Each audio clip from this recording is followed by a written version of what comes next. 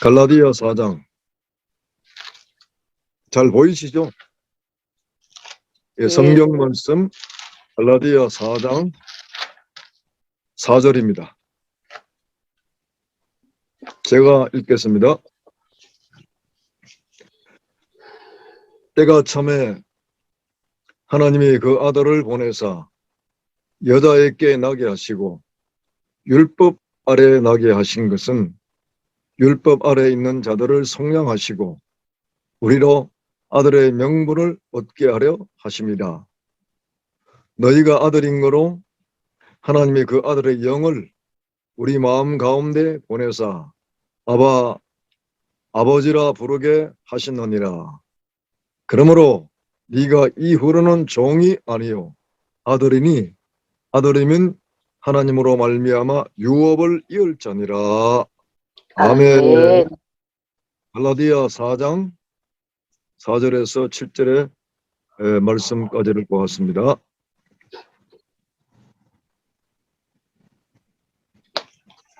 자, 오늘은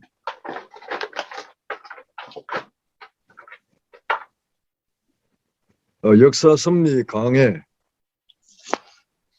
우리가 가지고 있는 도표 가운데 제일 마지막 도표입니다. 역사 섭리 가운데 제 24번째죠. 24번째 도표의 제목은 예수님 생애에 대한 역사 섭리라고 하는 제목입니다. 오늘 이 제목 가지고 예수님의 생애, 우리가 너무나 잘 알고 있는 예수님의 생애입니다. 그 예수님의 생애를 통해서 첫 번째, 이 시대에 살아가는 하나님의 종들로서 예수의 생애를 나의 생애, 우리의 생애로 살아야 한다는 그와 같은 사실들을 가슴에 다시 한 번 더 새김질할 수 있는 그런 귀한 시간 되시기를 간절히 바라고요. 하나님의 성령께서 알고 있는 예수님의 그 생애를 통해서 우리가 우리의 마지막 남은 생에 예수님처럼 살다가 예수를 만날 수 있는 이 거룩한 복을 받으시기를 예수님 이름으로 축복합니다. 아멘. 아멘. 예수님의 생애를 강의하면서 제가 이 강의 가운데 항상 중심 혹은 핵심은 구속사 중심으로 말씀을 드리면서 종말론적 구속사의 섭리에 초점을 맞춰서 모든 도표 강의하면서 말씀을 드렸습니다. 그래서 제가 어떤 주제나 어떤 도표를 가지고 말씀을 증거한다 할지라도 그 핵심은 내가 언제나 잊지 않고 중심을 잡고 계속 말씀을 드렸습니다.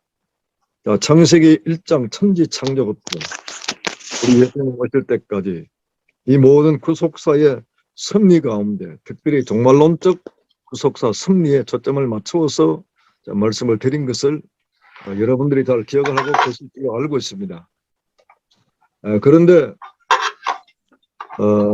그렇기 때문에 반드시 모든 말씀 가운데 요한계시록 말씀과 연결되는 말씀, 모든 말씀, 성경 66권의 모든 말씀을 반드시 요한계시록과 내가 접목을 시키고 계시록으로 답을 얻는 그와 같은 말씀 강의 진행을 계속해 왔습니다. 이 시간에 예수님의 생애도 마찬가지입니다.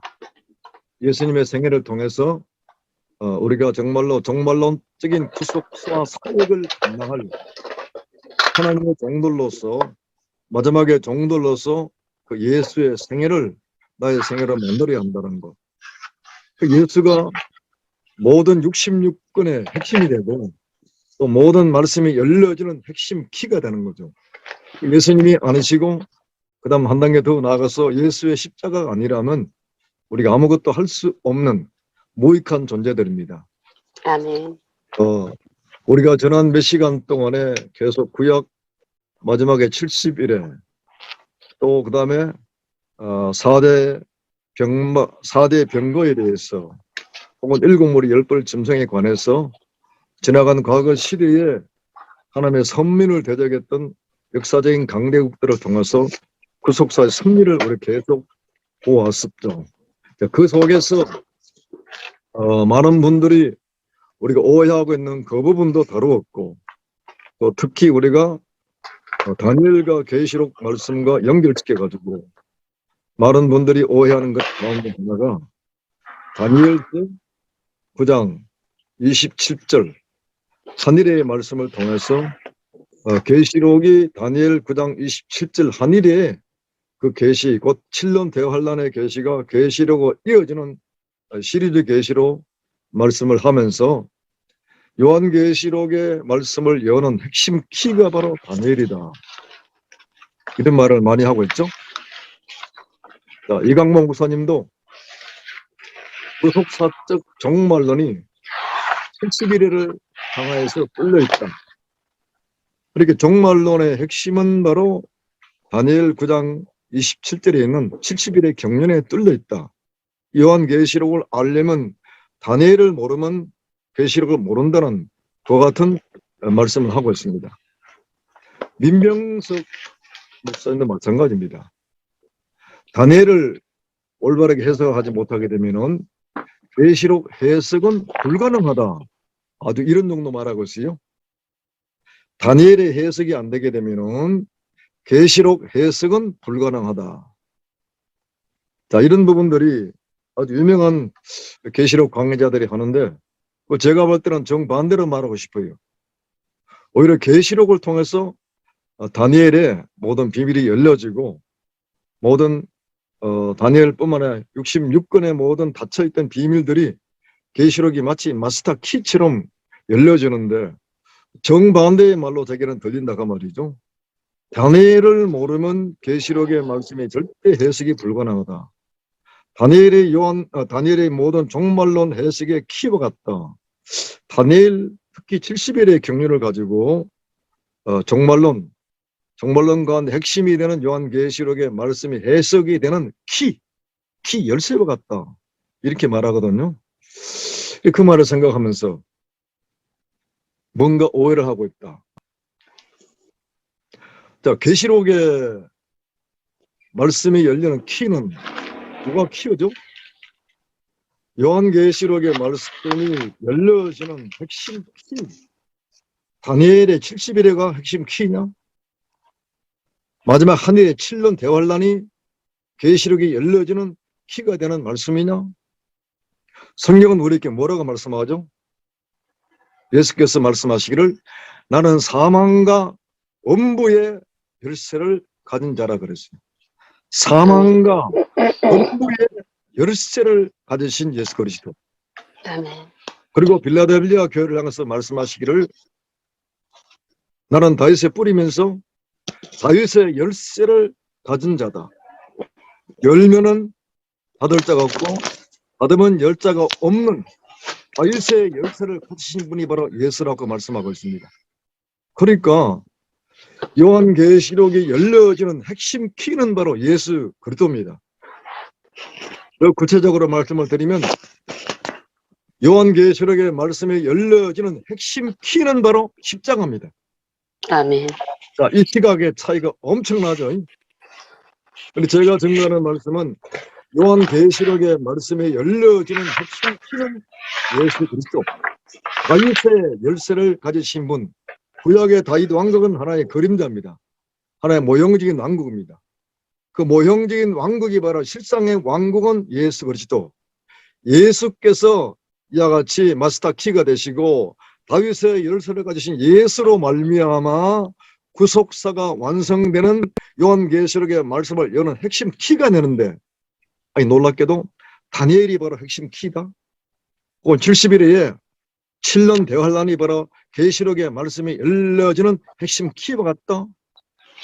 다니엘이 해석을 못하게 되면 계시록 해석은 불가능하다. 우리가 흔히 많이 들은 말인데 한번 깊이 있게 생각해 보십시오.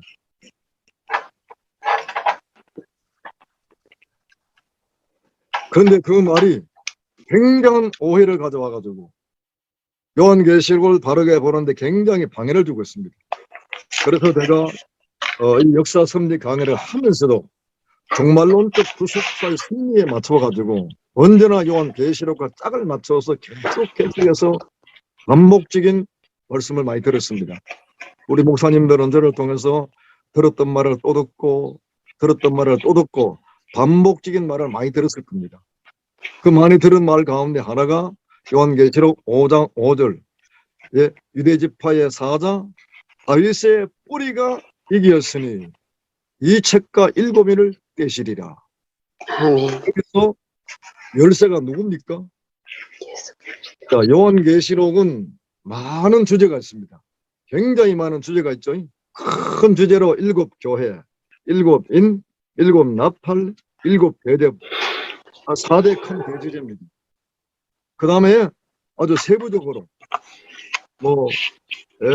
7별도 나오고 7촛대도 나오고 4대 경마도 나오고 그 다음에 황칭의 활도 나오고 그 다음에 14만 4천도 등장하고 도정인도 등장하고 그 다음에 7머리 10뿔 짐승도 등장하고 거짓 선지자, 엄령 굉장히 많은 주제가 있습니다. 이 모두 하나하나가 다 주제가 되고 하나의 방이 되는데 여러분들이 요한계시록 종말론 가운데 핵심이 되고 역사 섭리 가운데 가장 핵심이 되는 요한계시록의 말씀에 그 수많은 주제 가운데 모두가 하나의 방이라면 어느 방을 더 가야겠습니까? 하나님께서 모든 예언의 말씀, 요한계시록의 말씀은 바로 예언의 말씀이죠. 이 예언의 말씀을 읽고 듣고 지키는 자가 복 있다 그랬어요.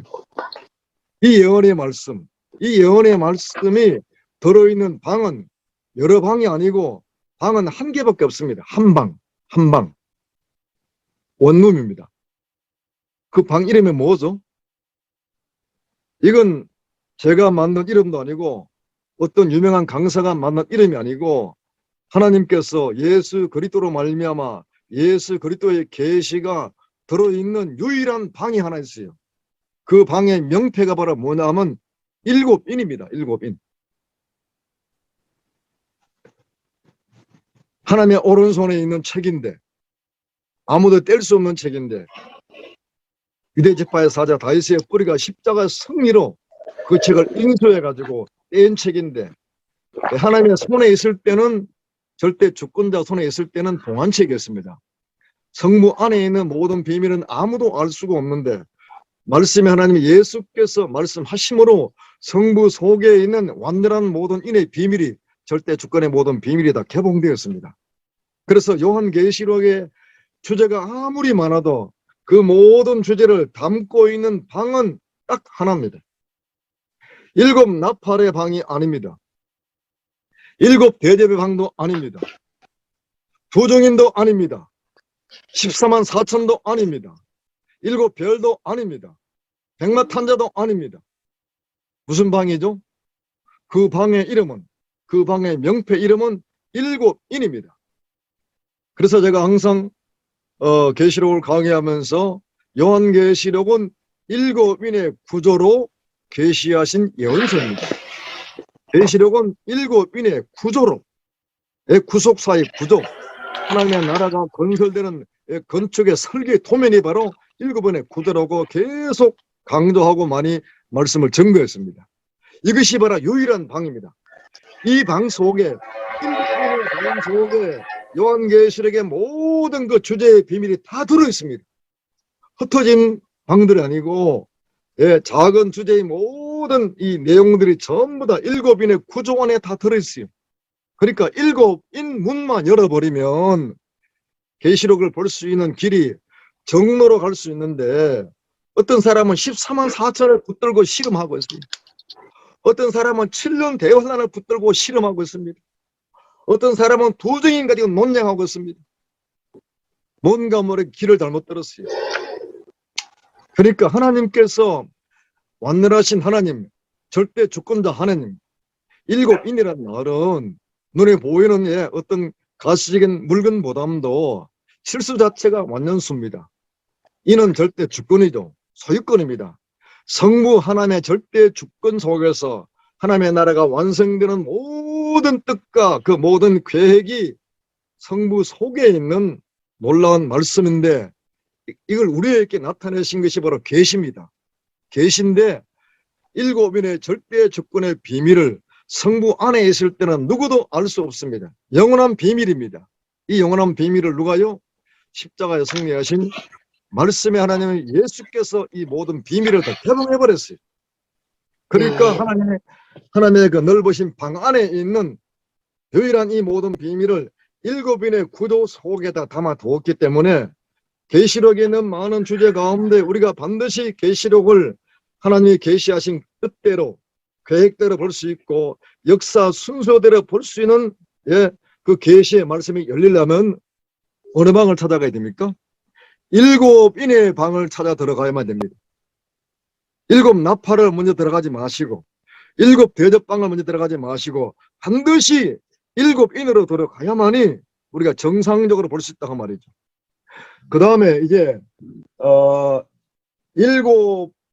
7인의 방이 있는 장소가 있습니다. 장소. 그 장소로 가야 돼요. 아무데나 간다고 있는 것이 아니고 이것도 장소가 한 곳입니다. 그 장소 어디시죠? 계시록 5장 5절에 답을 주고 있어요. 유대 지파야 사자 다윗의 뿌리가 이기었으니 이긴 장소 어디죠? 바로 십자가입니다. 이것도 십자가입니다. 장소적 개념의 십자가가 아니고 영적 개념으로 십자가로 가야만이 7인을 볼 수 있다고 말입니다. 그래서 제가 드리는 말씀이 다니엘서 70일에 마지막에 하늘에 7년 대환란으로 계시록을 보는 시각은 결국은 뭘 보는 거죠? 요한계시록은 7년 대환란의 시기다. 이렇게밖에 볼 수 없는 시각입니다. 계시록의 모든 말씀은 전부 다 환란이고 전부 재앙이고 전부 심판이고 이와 같은 시각은 요한계시록을 후속서의 시각으로 말할 수 없는 시각입니다. 그래서 제가 다시 또 이렇게 마지막 시간에 말씀을 드리면서 방금 한 2사람을 들어가지고 제가 요한계시록을 여는 핵심 키는 다니엘서다. 특히 다니엘서 70일의 경륜, 특히 다니엘서 마지막에 하늘에 그 7년 대환란이 계시록을 여는 핵심 키다. 이게 얼마나 그 말이 오해된 말입니까? 이 말 속에는 후속사가 없습니다. 이 말 속에는 십자가가 없습니다. 아주 오해를 하고 있습니다. 이런 오해된 말이 계시록을 강의하는 수많은 유명한 강사들 입에서 막 나팔을 불고 있습니다. 그렇게 여기 오신 목사님도 저를 만나기 전까지 다 그렇게 들었을 겁니다. 그래서 성경은 그렇지 않아요. 아무리 유명한 목사님들이 할지라도 성경 자신이 그렇게 말하지 않고 있습니다. 그렇게 말해버린다면 결국은 그 말을 듣는 모든 목사님들의 그 영적인 지식과 시각 속에 요한계시록을 7년 대환란의 구도 안에 넣고 본다고 말입니다. 그럼 7년 대환란의 구도 안에 넣고 보게 되면 결국은 아주 놀라운 모습이 나오는데 아직까지 7인을 떼지 않았다는 겁니다. 왜? 아직 7년 대환란이 오지 않았기 때문에. 그럼 앞으로 장차 7년 대환란이 오게 되면은 그때부터 흰말 탄자 4대 병마의 재앙이 오고 그 다음에 그 뒤를 이어 시리즈로 7 대접의 7 나팔의 재앙이 오고 그 뒤를 이어 시리즈로 7 대접의 재앙이 온다. 이렇게 다 말하고 있죠. 그러니까 그들이 양심이 있다면 아직까지 7인의 개봉되지 않았다고 하는 것이 진실한 증언됩니다.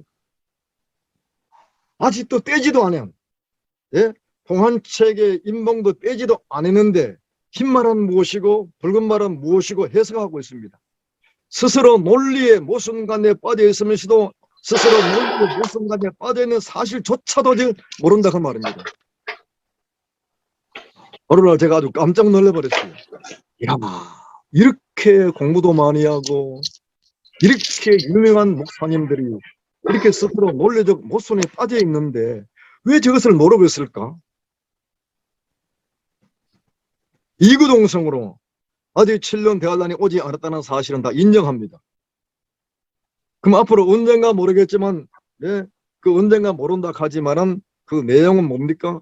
이스라엘 땅에 적그리스도와 이스라엘 간의 평화조약을 맺고 그리고 예루살렘의 성전이 건축이 되고 그 3년 반이 지나고 일해준 절반에 제사와 예물을 금지하고 유대인들이 핍박받아가지고 환란받고 이 뻔한 내용들이죠.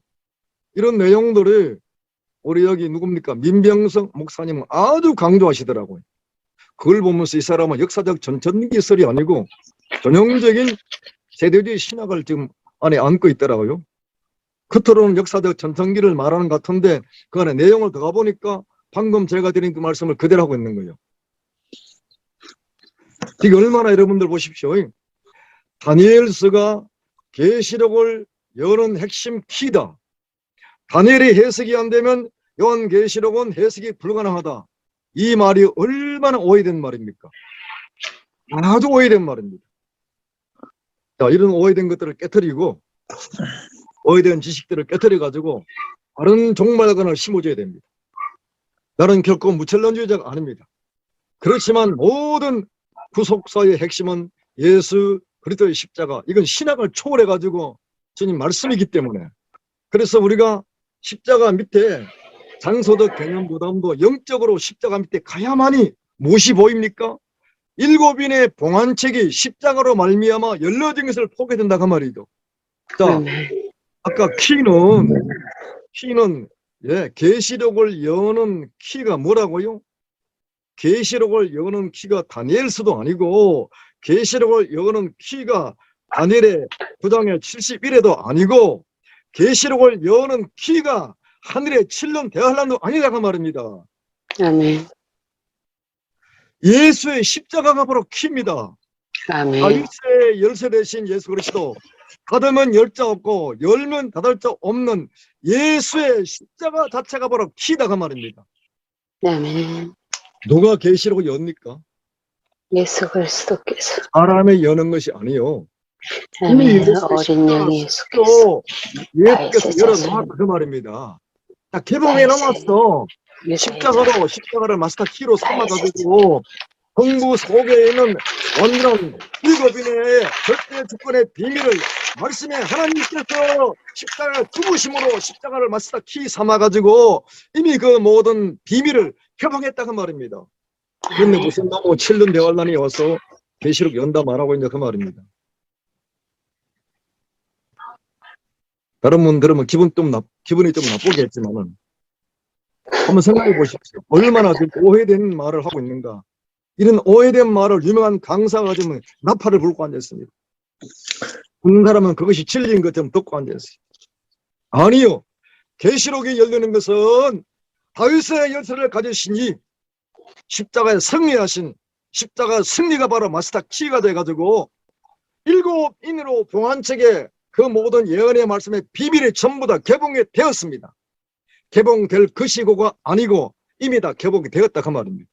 아멘. 우리들은요 이제 십자가의 키로 개봉한 예언의 말씀이겠지만 그 십자가 밑에 가서 믿음을 가지고 믿음으로 이 문고리를 잡고 문을 열어야 됩니다.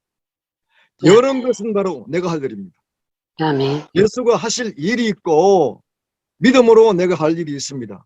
예수께서 자신을 버리고 십자가 상에서 자신을 버림으로 말미암아 성부 속에 있는 절대 주권의 비밀을 다 개봉을 했다 할지라도 그 놀란 비밀의 말씀이 7인이라고 하는 이 방 속에 다 저장을 해놨기 때문에 이 저장된 방 속에 있는 모든 내용들은 이미 개봉된 내용이라 할지라도 내가 믿음을 가지고 이 방문을 문고리를 잡고 열지 아니하면 그런 영원한 비밀입니다. 그래서 여러분들께서 역사 승리 강해를 마치면서 예수의 생애, 곧 바로 나의 생애다. 마지막에 남은 종들의 생애다. 부증인의 생애다. 마지막에 남은 증인들의 생애다. 내가 주님의 증인들이 되어버린다면 나는 예수님의 손에 있는 키가 되는 겁니다. 주님이 나를 키를 삼아가지고 나를 보내시고 그래서 내가 가는 곳마다 하나님의 말씀을 선포하고 증거할 때마다 예수의 이름을 가지고 예수의 명언을 의지하고 아멘. 예수의 십자가의 은혜를 가지고 이 아멘. 말씀을 선포할 때마다 오해가 풀어지고, 예, 아멘. 모든 잘못된 것들이 정립이 되어 버린다면 그 사람은 문이 열리게 되는 것이죠. 그래서 아멘. 계시록 1장 20절에 주님의 오른손에 7별을 붙잡고 그랬어요. 7별 같은 주의 종을 붙잡고 그랬습니다. 아멘. 오른손에 붙잡힌 종이 돼가지고 주님 보내시는 곳에 갈 적마다 나는 주님의 열쇠가 돼가지고 모든 닫혀있는 영의 세계를 열어 제껴버리고, 특히 요한계시록의 모든 오해된 부분을 열어 제끼는 마스터 키와 같은 말씀이 실체화된 하나님의 종으로 쓰임받게 될 것입니다. 아멘. 말씀과 나하고 완전히 하나가 되어버립니다. 마지막에 증인들은 말씀이 실체화돼 가지고, 예, 말씀의 사람으로 완전히 변화돼 버립니다. 그러므로 우리가 예수의 이름으로 말씀을 선포할 적마다 그 말씀이 권능이 있고, 그 말씀에 능력이 있고, 그 말씀에 키가 돼 가지고 모든 허감의 권세, 사망의 권세를 이긴과 동시에 막혀있고 닫혀있고 답답한 모든 심령의 문, 말씀의 문, 모든 비밀의 문이 열려지는 예수의 키의 역할을 하는 그와 같은 주님의 종으로 쓰임받게 될 줄로 믿습니다. 아멘. 아멘. 아멘. 본문 강에 들어가기 전에 이와 같이 오해된 부분을 다시 한번 해소하기 위해서 또 잠깐 이와 같은 말씀을 증거를 해드렸습니다. 이제 본문의 강의로 들어가도록 하겠습니다. 자, 우리가 예수님의 생애는 너무나 잘 알고 있는 말씀이죠.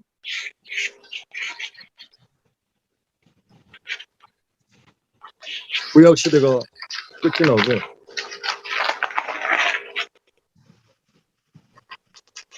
신약 시대가 열리면서 약속의 메시아께서 때가 참해, 갈라디아 4장 4절 말씀처럼 때가 참해 그분이 이 땅에 오셨습니다. 그럼 구약 시대는 우리에게 뭘 말해주고 있습니까? 구약 시대 창세기부터 해가지고 이스라엘 민족을 세우시고 그 기나긴 역사 속에서, 구약의 모든 역사 속에서 하나님의 뜻이 완성되고 후속사가 완성되어졌더라면 예수가 이 땅에 오실 필요가 없습니다. 율법이나 그 다음에 모든 계명이나 모든 제사 제도, 또 하나님의 선민 이스라엘 민족, 왕들의 역사, 예언자들의 그 모든 역사, 예수님이 오실 때까지 계속 진행되었습니다. 그렇지만 그 속에서 우리가 느끼는 것이 무엇이죠? 구약 역사는 인간은 할 수 없다 이겁니다. 하나님의 뜻을 이루고, 그 뜻은 무엇이죠? 거룩한 나라 만드는 것, 하나님의 나라 만드는 것, 거룩한 백성들을 불러 모아가지고 이 거룩한 백성들로 하나님의 나라 만드는 것, 구약의 역사로는 할 수 없다는 겁니다. 예? 구약 이스라엘 민족 역사를 통해서 이루어졌다면 예수가 이 땅에 오실 필요 없다고 한 말입니다. 우리는 구약의 역사를 바라보면서 하나님의 구원 역사, 하나님의 나라가 완성되는 거룩한 역사에서 가지고 사람의 힘은 전무하다. 그런 영원전부터 하나님의 경륜 가운데 세우신 그분의 뜻입니다. 그 뜻의 핵심으로 하나님이 사람의 모양을 입으시고 이 땅에 오신다는 것. 자, 오늘 우리가 이 시대를 살아가면서 예수 믿고 은혜 받아가지고 성령 선물 받고 하나님의 종이 되었습니다. 짧게 길게 저는 50년의 세월을 목회했지만 참 주님 앞에 너무나 부끄럽고 죄송스러워. 지나간 날에 주님이 역사한 것도 많았지만 과연 내가 예수 앞에 서는 그날에 내가 부끄러움을 당하지 않을까, 그런 생각을 많이 해봤어요. 참, 그리고 아쉬운 거, 참 50년간 목회하고 50년 동안 사역을 감당하면서 그 50년의 세월을 뒤돌아보니까 감사한 것도 너무나 많은데 반대적인 마음으로 너무나 아쉬운 것이 많았어요. 내가 좀 더 하나님께 준비되고 예비되었다라면 나에게 30대 초반 때 어떤 예언자가 내게 말씀하기를 당신은 빨리 5개 국어를 빨리 능통하십시오. 영어, 그다음에 독일어, 프랑스어, 일본어, 러시아인가 5개 국어를 빨리 공부하라고 내게 예언했어요. 30대 초반입니다. 84년도에 하나님의 말씀에 순종해가지고 처음 그 도표를 만들어가지고 사모가 40일 금식하는 저기 칠부산 기도원에 올라갔더니 그때가 40일 금식 기도를 마치는 마지막 날이었습니다. 마지막 날 올라가 사모로 대리를 올라가면서 내 도표를 가지고 갔더니 그때 그 칠부산 기도원에서는 굉장히 40일 금식자가 많았어요. 그 40일 금식자 가운데 한 분 목사님이 도표를 보도록 예언하시는 거예요. 목사님 빨리 5개 국어를 빨리 하십시오. 그때 그 말을 내가 생명으로 알고 준비했더라면 아직 능통했을 텐데 그 말을 기똥으로 걸려 보내버린 거예요. 얼마나 아쉬운지. 나중에 제 나이가 59살 돼가지고 59살 돼가지고 그때서야 언어에 대한 갈급증이 들어왔었어요. 그래가지고는 한 몇 년 동안 영어배원이라고 아주 집중적으로 막 투자하고 공부를 많이 했거든요. 그런 걸 생각하면서 지난날에 주님께서 내 주변에 가까운 사람, 먼 사람을 통해서 하나님의 말씀을 많이 들려주었는데 내가 그걸 등한시하고 그걸 생명으로 여기고 순종하지 못했었구나. 하나님께 좀 더 내가 잘 준비돼가지고 잘 예비돼가지고 주의를 마음껏 받들어 섬기고 마음껏 봉사해야 될 텐데 내가 어리석고 무지하고 둔하고 영적 감각이 둔해가지고 그 주님의 말씀과 명령을 영생으로 여기지 아니하고 순종하지 못했던 그 세월이 굉장히 아쉬웁니다. 그리고는 인간은 내가 할 수 있는 것은 없다는 것. 문재인 정부 5년을 통과하면서 아주 절감하고 있습니다. 하나님 아버지, 애국운동이 필요하지만 진정한 문제 해결은 하늘의 권세가 임해야 되는데 하나님 아버지 어떻게 하면 이 나라 이민족을 주님이 기뻐하는 거룩한 나라, 영광스러운 나라 만들어 갈 수 있겠습니까? 저 포악하고 간사하고 거짓말쟁이들, 위선자들의 마음을 회개하게 만들어 가지고 진정으로 높은 자 낮은 자 좌편 우편 가리지 말고 모두 하나님께 돌아봐서 가슴을 치고 애통하고 통해 잡아가면서 이 나라가 하나님의 나라, 예수의 나라가 만들어져야만 되는데 할 수 없다는 사실 앞에 두 손 들고 있는 겁니다. 할 수 있는 힘이 없어. 인간의 무력감입니다.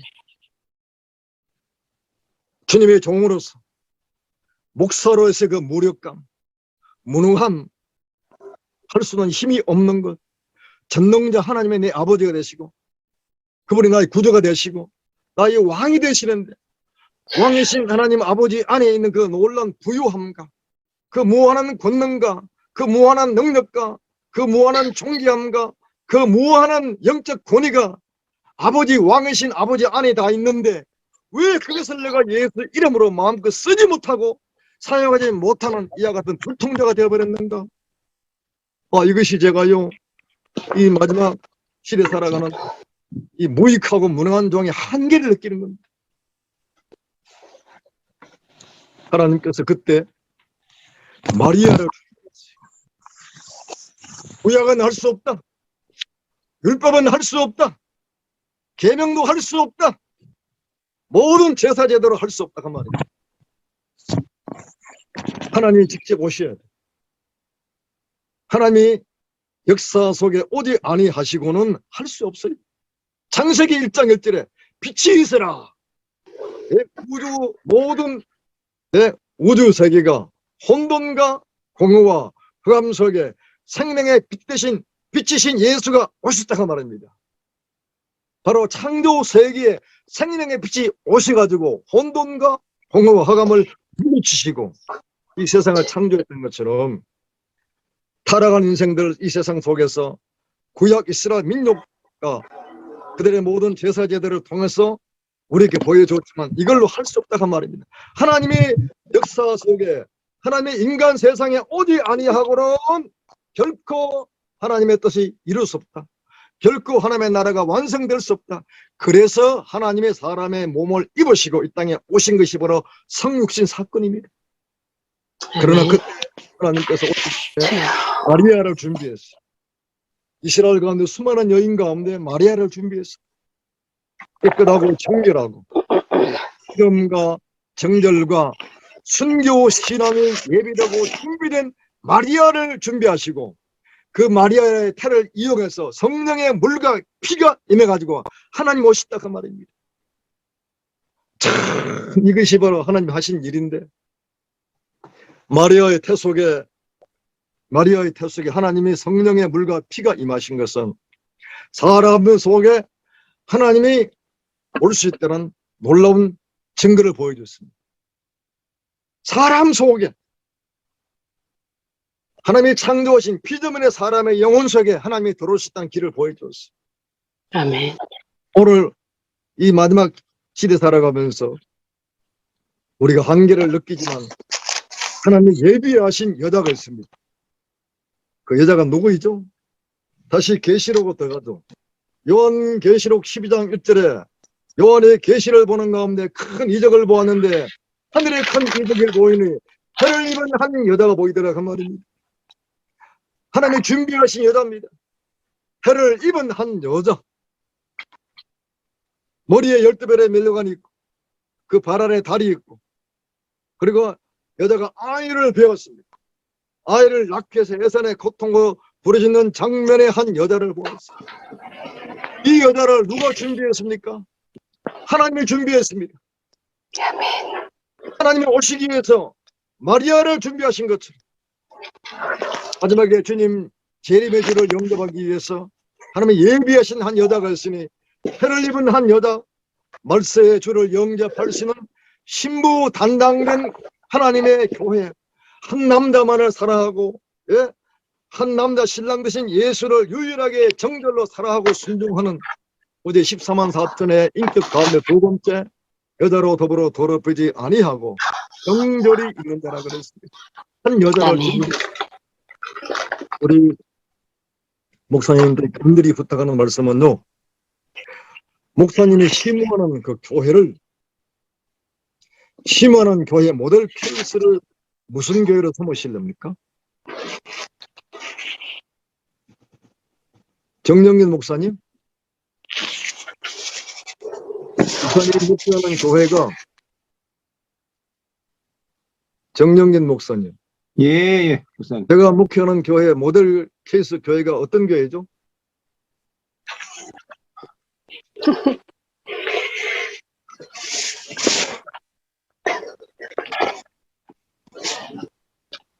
윤석재 목사님 교회? 예. 윤석재 목사님 교회? 내가 바라는 한국 교회에서 바라는 교회들이요. 뭐 상관없어요.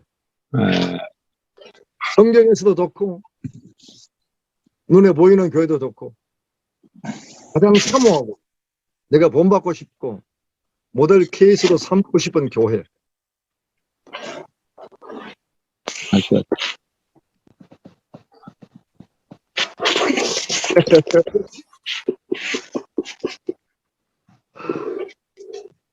정봉려 목사님은요?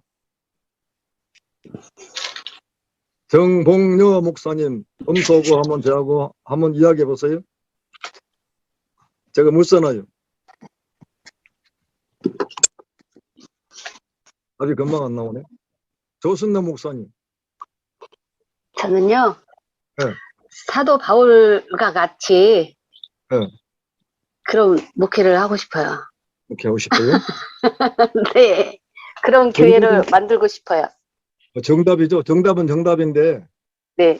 정답은 정답인데 이 시간 제가 답을 드리고 묻잖아요. 죄송해요, 목사님. 이 시간 다시 제가 지금 네. 하고 싶은 답이 있어요. 네. 해를 입은 여인처럼 그런 목회. 이제 그 말이 나와요. 네. 아이 조순남 나를 만난 지가 언젠데. 죄송합니다, 목사님. 죄송합니다. 다른 여인 가지고 계시록 네네네. 말씀. 해를 입은 여인과 같이. 아직 답이 안 나와. 지금 못 알아들어서. 대부분 다 초대교회죠. 초대 예루살렘 교회를 가장 모델 케이스로 보고 있어요. 절대 틀린 말이 아닙니다. 아니겠지만 제가 이 시간에 말씀을 통해서 드리고 싶은 말씀은 여러분들이 목회하는 교회를 요한계시록 12장 1절 이하에 있는 교회, 해를 입고 머리 12벌의 멜루간이 있고 발 아래 달이 있고 그리고 또 아이를 뵌 여인 같은 교회. 이 설교는 제가 정영균 목사님 교회에 저를 초청해가지고 그때 헌신 예배 때 설교할 적에 바로 이 말씀 가지고 제가 설교했습니다. 예. 그것은 정 목사님 심무하는 교회가 바로 요한계시록 12장 1절 이하에 있는 교회, 해를 입은 여인 같은 교회가 되라고 그렇게 제가 설교했던 겁니다. 아멘. 아멘. 그래서 마지막에 네, 종말론적 시각 속에서 구속사가 완성되는 종말론적 시각에서 계시된 말씀 속에서 우리가 모델 케이스로 삼을 교회가 있습니다. 바로 그 교회가 계시록 12장의 1절 이하에 계시된 교회. 바로 하나님이 이 교회를 지금 예비하고 준비하신다고 말입니다. 아멘. 마리아를 준비하신 것처럼 이스라엘의 수많은 여인 가운데 마리아가 준비된 마리아 속에 예수님께서 성육신하신 것처럼 주님이 재림하실 적에 주님의 영광을 나타낼 수 있는 교회가 바로 어떠한 교회냐? 계시록 12장 1절을 통해서 말씀을 해 주었습니다. 햇빛 같은 진리의 말씀으로 옷 입은 교회, 의의 태양 되신 예수로 옷 입은 교회, 그 발 아래 달이 있다는 말은 무슨 말이죠? 의의 태양 되신 예수의 진리의 빛을 받아가지고 빛을 반사하는 달과 같은 성도들이 있는 교회, 주님 발 아래 있는 것처럼 주님 발 앞에 주님의 권위 아래 복종하고 순종하는 성도들이 있는 교회, 머리 12발의 멜루간은 12사도들의 성리의 신앙, 순교의 신앙으로 멜루간 쓸 수 있는 이와 같은 교회, 그리고 여자가 아이를 낳았다는 말은 무슨 말이죠? 남자아이입니다. 그 아이가 남자아이를 낳기 위해서 해산의 수고를 다하는 교회, 우리 정정규 목사를 남자아이로 낳기 위해서 화평교회가 모든 성도들이 힘을 합해가지고 하나님께 부르짖고 눈물을 흘려 기도가지고 우리 목사님이 해를 입은 여인 같은 남자가 되게 하여 주시옵소서. 아멘. 아멘. 이런 교회로 만들어라 그 말입니다. 이런 교회로. 아멘. 어디 가서 모델 케이스 삼으실랍니까? 오늘 예수의 생애를 통해서 마리아를 준비하신 것처럼 지금 하나님께서 여자를 준비합니다. 여자는 바로 교회를 말하고 있어요. 어떤 여자를 준비하느냐? 이제 답을 주었습니다. 다른 목사님들 마찬가지입니다. 다른 것 모델 케이스 삼지 마십시오. 다른 유명한 교회들이 필요 없다는 것도 아니고 의미가 없다는 것이 아니올시다. 그러나 그 모든 것 위에 종말론적 후속사의 섭리를 이루는 과정 속에서 남자아이를 낳을 수 있는 교회, 아멘. 모든 목사님들이 남자아이가 돼야 됩니다. 아멘. 보좌 앞으로 올라갈 수 있는 남자아이가 돼야 돼. 아멘. 아멘. 해산의 수고를 당하는 교회, 아멘. 수고를 마다하지 않는 교회, 바로 이 교회를 하나님이 예비하시고 더 확장하고 더 확장한다면 서서민 나라를 시온 나라 삼으시고 시온의 여자로 삼아가지고 이 민족 전체가 애통하고 통해져 보가면서 남자아이를 낳을 수 있고 시온의 백성들을 낳을 수 있는, 해산에 고통할 수 있는 대한민국이 그와 같은 시온의 여자가 되게 하옵시고 아멘. 시온 나라가 되게 하여 주시옵소서. 아멘. 확장된 해석입니다. 그 다음에요, 때가 참에 절대 순종하는 마리아를 통해서 예수님께서 이 땅에 태어났습니다. 우린 마지막 때 영적으로 거듭났습니다. 영적으로 거듭났지만은 하나님의 아들이 되고 하나님의 종이 되었지만은 예, 구원받은 하나님의 종들과 백성들이 되었지만은 구별된 종으로 다시 태어나야 됩니다. 아멘. 마지막 사역을 위해서, 마지막 사명을 위해서 예, 말씀이 실체화된 종으로 나와야 됩니다. 아멘. 우리 그렇게 만들어 가시죠. 하나님께서 그렇게 만들어 가십니다. 성경은 전부 다 아주 놀라운 역사 가운데 핵심이 바로 남자를 낳는 것, 아들을 낳는 것. 모세가 나올 적에 예, 바로 왕이 어떻게 해요? 이스라엘 민족 가운데 남자 아이는 전부 다 죽여버리라.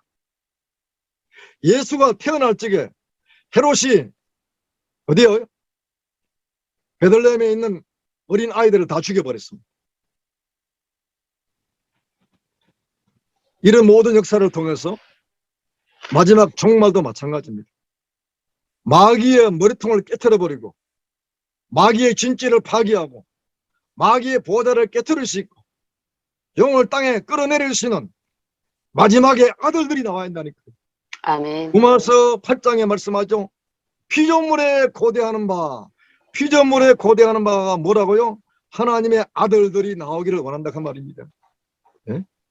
그토록 피조물도 고대하고 있습니다. 예, 그래야 만물이 회복되니까. 이 모든 저주받은 만물들이 마지막에 아들들이 나와야 돼요. 아멘. 여자를 통해서 나온다 그 말입니다. 마지막 교회를 통해서 나온다 그 말이에요. 아멘. 말씀이 실체화된 종들이 그 말이죠. 음. 저는 한번 자랑이 아니고 제가 한번 간증했죠. 어느 날 꿈속에서 제가 남자를 낳아버렸어요. 길바닥에서 나와버렸어요. 내 속에서 무엇이 나오는데 옆에 있던 소녀가 나에게 말하기를 아이가 나왔어요 하는 거예요. 아이 내가 남자인데 내가 남자인데 아니 내가 남자인데 길바닥에서 지금 아이를 지금 해산하고 있는 겁니다. 얼른 그 아이 보고 얘야 빨리 연락해가지고 병원에 연락을 좀 취해라. 그때 지나가는 사람들 보고 여보시오 저를 좀 도와주십시오 하고 막 외쳤어요. 근데 지나가는 사람들이 전부 다 무관심한 거예요. 내가 길바닥에서 지금 남자아이를 낳고 있는데 해산의 수구를 통해서 남자아이를 낳고 있는데 아무도 관심을 안 가지는 거예요. 아니 세상에서 예, 우리가 실제 세상에서도 어떤 여자가 길 가다가 길바닥에서 아이를 낳게 되면 어떻습니까? 사람들이 다 둘러와가지고 다 진을 치고 그다음에 앰뷸런스 불러가지고 다 도와주지 않습니까? 그게 사람의 마음이다 그 말입니다. 근데 웬걸 나는 꿈속에서 남자아이를 낳는데 아무도 나를 안 도와주는 거예요. 본척 만척이에요. 보지도 안 하고 관심도 없고 전부 다 그냥 힐끗 보고는 다 지나가 버리더라고요. 아주 무관심 속에서 아무도 알아주지 않고 아무도 봐주지도 않고 아무도 돌봐주는 사람이 없는 가운데 나 혼자 길바닥에서 남자아이를 낳아버렸어. 낳고 보니까 얼마나 눈이 초롱초롱하고 남자아이였어요. 이제 개 체험입니다. 오해하지 마시고 내 개인을 체험했어요. 하나님 힘들고 어려울 적에 나에게 위로하시려고 그런 꿈들을 많이 주었습니다. 그 가운데 하나입니다. 예? 다른 꿈도 많이 있지만 그 많은 꿈들 가운데 하나입니다. 얼마나 나에게 힘이 되고 나에게 용기가 되고 그리고 끝까지 내가 이 길을 가야 되겠구나. 조금이라도 땀만 품지 말고 네가 외롭고 예, 고독하고 너를 도와주는 사람이었고 마누라조차도 도와주지 아니하고 자식도 도와주지 아니하고 아무도 도와주는 사람이 없더라도 너는 외로운 사람이다. 너는 그 길로 가야 된다. 그래서 50년의 길을 주님의 순간순간마다 그렇게 놀란 꿈이나 환상 계시나 말씀을 통해서 위로하시고 용기를 주셨기 때문에 여기까지 오게 되었습니다. 부디 여러분들 우리 목사님 자신들이 섬기는 교회가 예비된 교회로 준비하시고 그리고 해산의 수구로 남자아이를 낳을 수 있는 예, 예, 남자의 씨가 들어가 버리면, 예, 마지막에 작은 책의 말씀이 들어가 버리면, 펴놓은 작은 책을 먹어버리면은 남자 아이를 낳게 되어 있습니다. 아멘. 애통하고 통회하고, 예, 그 마음으로 기도하지 아니할 수 없는 것이, 펴놓인 작은 책의 말씀을 먹지를 아니하고 지식으로 받았으니까 그 애통하는 마음이 안 나오죠. 간절한 마음이 안 나오죠. 이 말씀을 지식으로 배우지 마시고 먹으십시오. 아멘으로 아멘. 먹으시고, 아멘. 감사함으로 먹으시고, 아멘. 즐거움으로 받아 먹으십시오. 내 아멘. 양식이 되고 내 창자에 들어가가지고 영의 양식이 되어야 됩니다. 아멘. 그리할 적에 때가 되면 해산의 고통이 뭔가 우리가 경험하고 체험하면서 나도 모르는 순간에 내가 남자아이로 다시 이렇게 장성한 장부로 성장된 그 모습들이 반드시 나타날 것이다. 이런 큰 기대를 가지고 저는 여러분들에게 말씀을 전가하고 있습니다. 아멘. 아멘입니다. 아멘. 계속 우리가 이제 예수님 오실 때까지 계속 성장하시고, 그 성장은 우리 아버지 마음을 기쁘게 할 수 있는 거룩한 신부 성도의 자리까지, 우리 아버지 마음을 시원케 할 수 있는 백마탄 용사가 되기까지, 우리가 저 땅끝까지 마지막에 증거의 말씀을 증거할 수 있는 두 성인의 모습으로 1260일까지 이 말씀을 증거할 수 있는 하나님의 정인으로 성장하기까지 계속 성장하고 전화됩니다. 예수님은 하나님이시면서도 마리아 태 속에 들어가가지고 10달 동안 성장하고 자라가지고 남자아이로 탄생했습니다. 그분이 바로 우리의 구조가 되시고, 그분이 곧 바로 우리의 왕이십니다. 그분은 만왕의 왕이십니다. 만왕의 왕인데, 왕이 없는데 무슨 너무 만왕의 왕입니까? 예수님 만왕의 왕이죠. 근데 예수님께서 만왕의 왕이라고 말하니까 세상 저 열왕들 있죠. 모든 열왕들 위에 만왕의 왕이다. 그렇게 알았습니까? 그 열왕들이 예수 알고 있습니까? 문재인이가 예수 알고 있습니까? 문재인이 왕인데 예수를 왕으로 인정합니까? 아멘. 북한의 김정은이가 예수를 왕으로 인정합니까? 시진핑이가 예수를 왕으로 인정합니까? 아니요. 푸틴이 예수를 왕으로 인정합니까? 아니요. 바이든이 예수를 왕으로 인정합니까? 아니요. 근데 무슨 놈의 만왕의 왕이에요? 예수를 부인하고 예수를 대적하고 마귀의 권세받아가 역사는 세상 왕들 위에 왕이라고요? 오해하지 마십시오. 예수님은 당신이 만드신 왕이 있습니다. 바로 14만 4천 성도가 바로 왕들입니다. 왕권 성도들입니다. 예수님의 아내가 바로 누굽니까? 왕들입니다. 예수는 만왕의 왕입니다. 그러나 주님의 신부 성도들, 그들은 분봉왕들입니다. 10골을 차지하고 5골을 차지할 분봉왕들입니다. 이 왕들 위에 예수께서 바로 뭡니까? 만왕의 왕이다 그 말입니다. 우린 지금부터 예수는 나의 왕이십니다. 예수는 나의 왕이십니다. 나를 통치하시고 우리의 가정과 우리 교회를 통치하는, 대한민국을 통치하는 만왕의 왕이십니다. 아멘. 됩니다. 다 같이 두 손 높이 드시고 주미지만 따라합시다. 예수님은 나의 왕이십니다. 나의 왕이십니다. 예수님은 대한민국을 통치하는 대한민국을 통치하시는 만왕의 왕이십니다. 만왕의 왕이십니다. 예수님, 예수님, 존귀와 영광을 받으시옵소서. 아멘. 나의 모든 것 다 주님께 드립니다. 주님 받으시옵소서. 아멘. 주님께 영광입니다. 계시록 4장 보니까 24장로가 하나님 보호자 앞에 엎드려가지고 자기들이 쓰고 있던 멜관을 벗어가지고 주님 보호자 앞에 놓아드렸어요. 이게 무슨 말이죠? 24장로는 성도들의 땅에 있는 모든 성도들의 대표격입니다. 교회 안에 장로를 둔 것은 장로는 모든 성도의 대표입니다. 하늘나라 24장로 마찬가지입니다. 신구약 모든 성도의 바로 대표가 24장로인데 그 24장로의 모습을 통해서 우리가 하나님을 경배하고 예배하는 모습을 지금 보여주고 있습니다. 그 장로의 멸관을 벗어가지고 왕 앞에 무릎 꿇고 그 보좌 앞에 멸관을 벗어드리면서 경배와 존귀와 찬송드립니다. 우리가 마지막 이 땅의 모든 삶을 다 마치고 왕이신 예수를 만났을 때에 우리가 할 행동들입니다. 만왕의 왕이신 예수여, 너를 이와 같이 거룩한 왕권 성도로 만드신 것은 내 노력이 아니고 내 수고가 아니고 왕이신 예수의 은혜입니다. 그러므로 모든 존귀와 영광은 왕이신 예수여 당신이 받는 것이 마땅하오니 받으시옵소서 하고 나의 면류관을 벗어가지고 주님께 드린다 그 말입니다.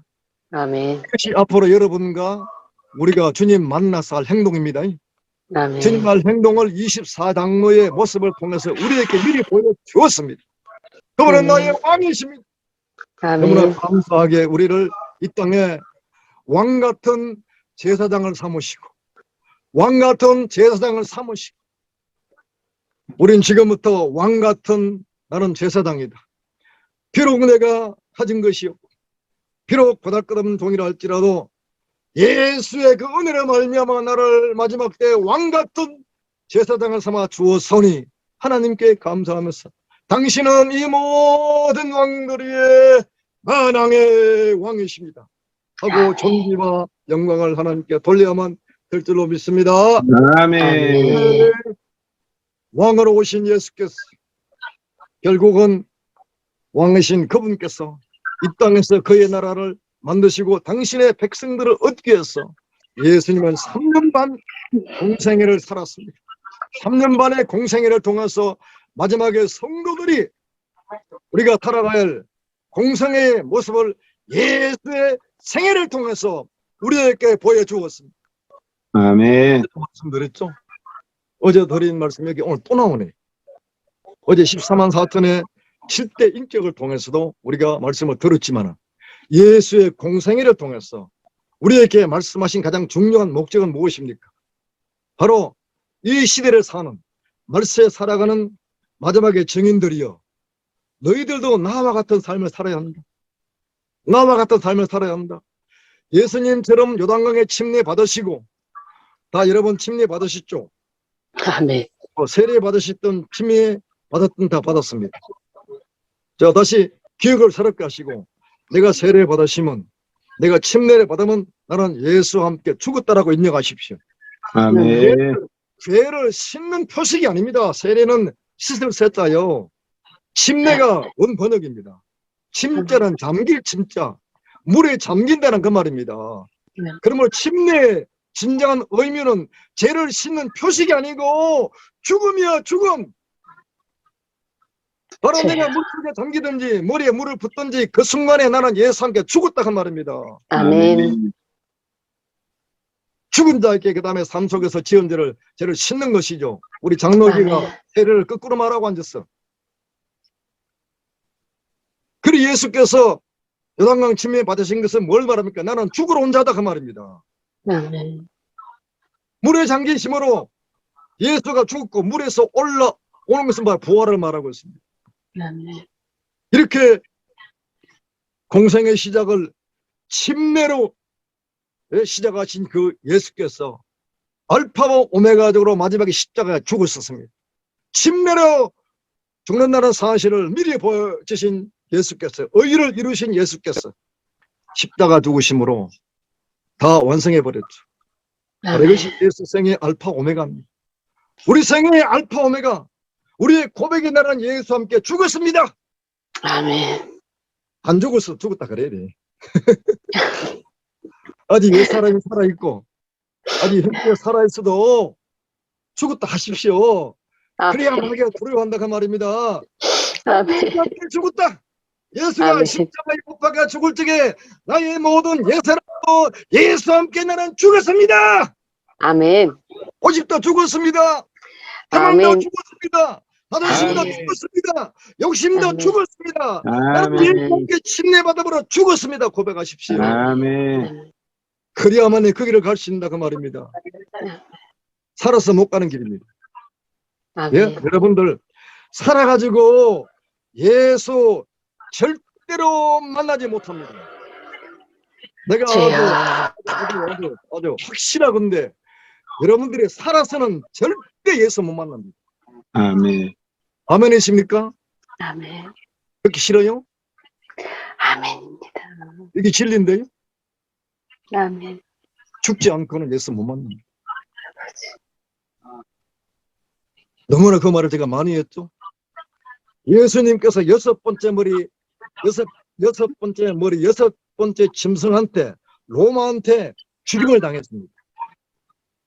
마지막의 증인들은 일곱째 머리 짐승한테 죽임 당한다니까요. 이것이 바로 휴거자에 가는 길이다.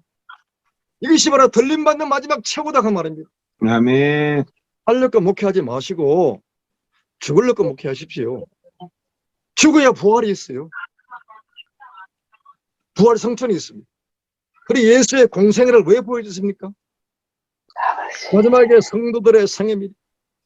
왜 계시록에 두 정인이 예언 사역을 감당하는 기간이 1260일입니다.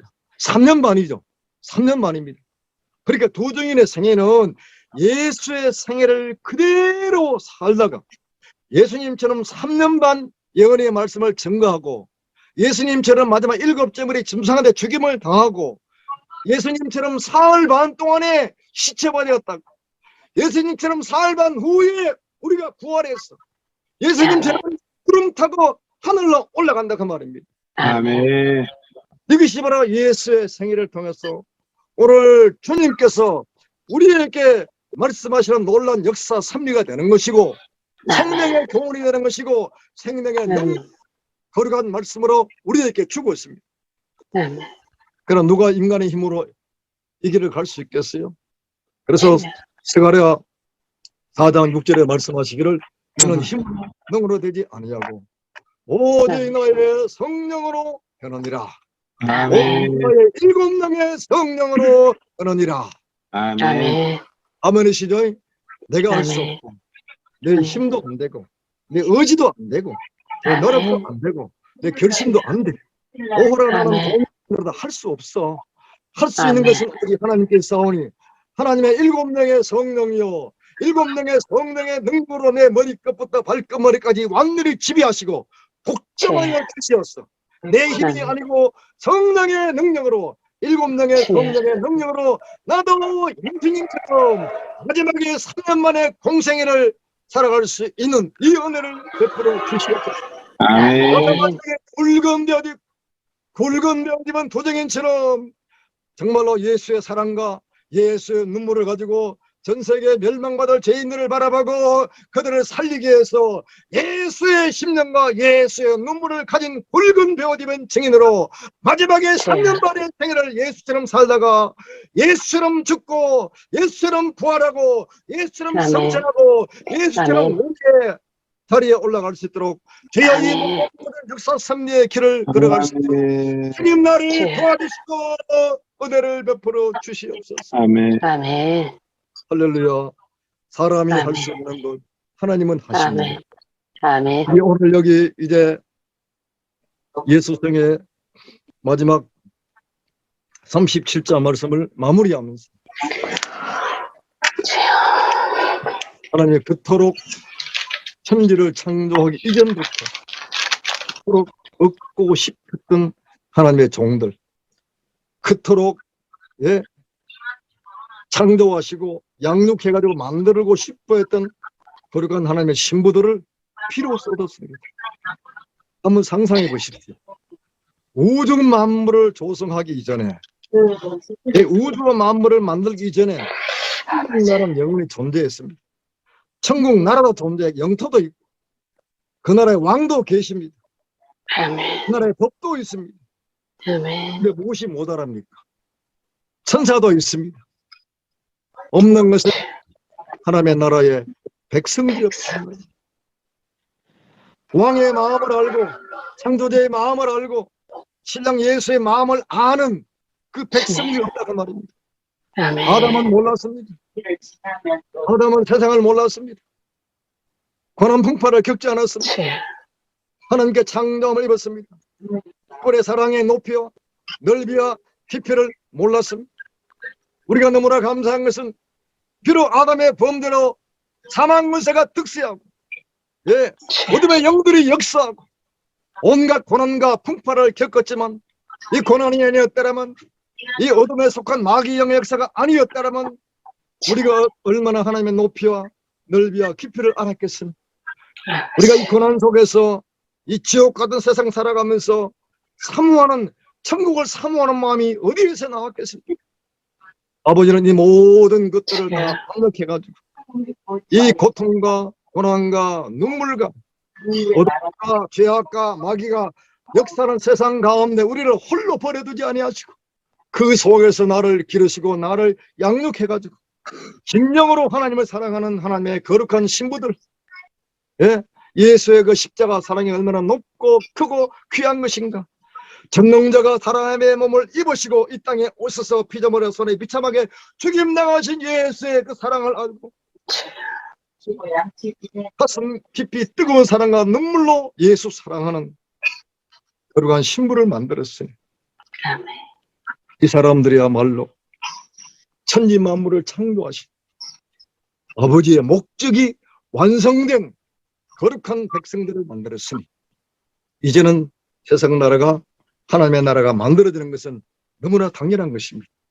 그 놀라운 하나님의 나라가 오늘 우리 목사님들의 마음속에 성령께서 예수의 왕권을 가지고 내 안에 들어오므로 그의 나라가 내 안에 이미 들어왔습니다. 목사님 속에 있는 그분은 바로 구세주가 되심과 아울러 내 나라 하나님의 나라를 다스리시는 만왕의 왕이십니다. 아멘. 지금부터 왕의 통치를 잘 받으시고 마지막 주님께서 그의 왕권을 가지고 이 땅에 오실 때까지 아멘. 성령의 왕권 통치 잘 받아가지고 마지막 맡긴 사명에 죽도록 충성 다하다가 예수를 영접하되 구름 타고 오시는 예수를 함께 만날 수 있는 우리 신앙의 모든 동역자 되시기를 예수 이름으로 축복합니다. 아멘. 네. 할렐루야. 아멘. 아멘.